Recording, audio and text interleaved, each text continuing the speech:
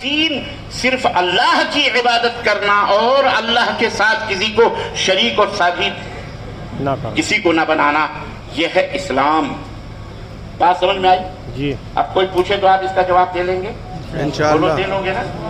ہاں، یہ میں زبان دے کے جا رہا ہوں انشاءاللہ تبارک تعالیٰ۔ قیامت کے دن حجت قائم ہو رہی ہے، میں بتاؤں گا، پوچھوں گا، اگر کبھی ایسا ہوا تو انشاءاللہ ملاقات ہوگی۔